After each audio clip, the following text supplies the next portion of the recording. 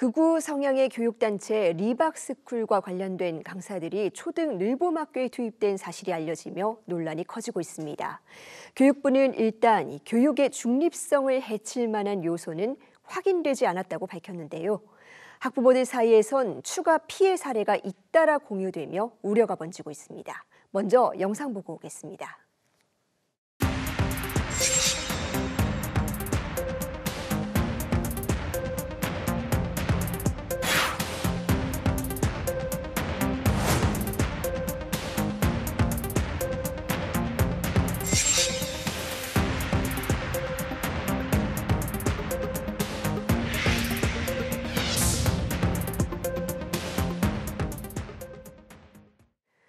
네, 이번 논란의 계기로 늘봄학교 강사 양성과 관리 시스템을 전반적으로 점검해야 한다는 목소리가 높은데요. 학부모들 생각은 어떤지 조금 더 자세히 들어보겠습니다. 참교육을 위한 학부모의 강영미 회장 전화로 연결돼 있습니다. 회장님 안녕하세요. 네, 안녕하세요. 네, 이 리박스쿨 사태가 알려진 뒤에 혹시나 우리 아이가 다니는 학교에도 이런 일이 있지는 않을지 걱정하시는 학부모가 많을 것 같습니다. 현장에서 어떻게 체감하고 계십니까? 네, 리박스쿨 사태가 벌어진 뒤에 전국의 학부모들이 굉장히 분노했어요. 또 실제로 학부모들이 학교에 전화를 해서 우리 학교에 리박스쿨 관련 강사가 있는지 많이 물어본다고 합니다. 그리고 기존에 늘봄 교실을 보내다가 이 사태 때문에 늘봄을 중단한 사례도 굉장히 많고요. 무엇보다 댓글 공작 부대를 이끌었던 굉장히 극우 성향인 단체가 자신들의 정치적 이익을 위해서 우리 아이들을 이용했다는 생각에 분노가 큰 상황입니다. 네, 이 관련해서 학부모 제보도 이어지고 있다고 하는데 그렇다면 이 학부모 입장에서 가장 걱정스러운 문제는 어떤 것입니까? 늘봄학교는 사실상 방과 후에 돌봄을 제공받기 위해서 보내는 게 가장 큰 목적이잖아요.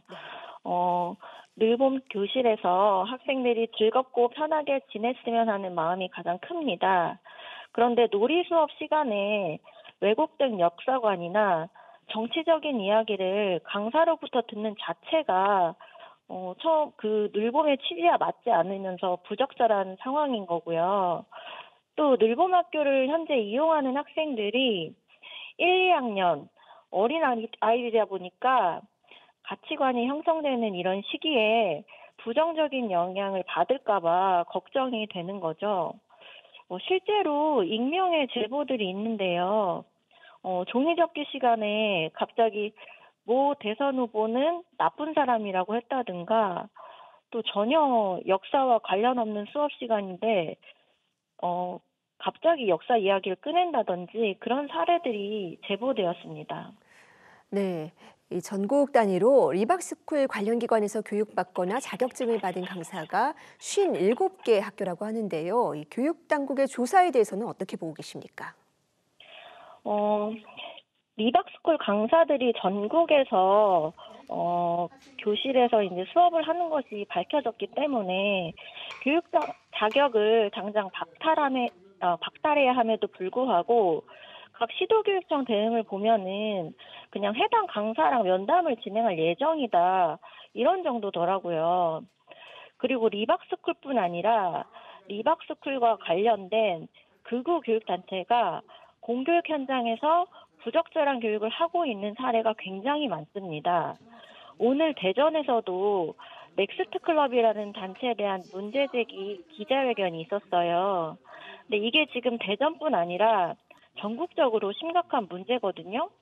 그래서 이런 것들에 대해서 대대적인 조사가 필요한데 너무 조사 범위가 한정적이었고요. 그리고 교육부랑 교육위원회에도 리박스쿨 관련 인사들이 위원으로 활동했던 사실이 드러났기 때문에 오히려 교육 당국이 조사를 받아야 되는 대상이에요. 그래서 국정조사나 특검을 통해서 진상을 철저히 밝혀야 된다고 생각합니다. 네. 생각보다 문제가 훨씬 심각할 수 있다라고 지적을 해주셨고요. 이번 사건을 계기로 이 늘봄학교 정책 전반적으로 살펴볼 지점이 많다는 이야기도 나오고 있습니다. 이 학부모들 입장에서는 어떤 점을 들여다보면 좋겠습니까? 늘봄학교가 시행될 때 돌봄 공백을 채워주는 제도라서 학부모들은 굉장히 환영했습니다. 늘봄 교실이 있어도 일찍 끝나기 때문에 어쩔 수 없이 학원에 가야 하는 아이들이 많았거든요. 그런데 지금 운영되는 늘봄 학교는 기존의 방과후 교실, 돌봄 교실에 늘봄 교실이라는 것을 추가한 건데요. 맞벌이 가정의 학생뿐 아니라 가정 돌봄이 가능한 학생들까지 모든 1, 2학년 학생들이 이용할 수 있고 방과 후에 2시간 동안 2개의 프로그램 또는 수업을 듣는 형태예요. 그래서 12시, 1시 이때 끝나는 1, 2학년 학생들이 3시쯤이면 늘봄 교실 수업을 마치고 다시 학원이나 집으로 돌아가야 되는 상황입니다. 이게 과연 돌봄 수요를 얼마나 충족시켜주고 있을지 의문이에요. 정말 돌봄이 필요한 학생들을 위한 맞춤 정책이 아니라 모든 학생들에게 학교에서 지정한 수업을 2시간 듣게 하는 것은 그냥 연장 수업이라고 봐야죠. 돌봄이 아니라.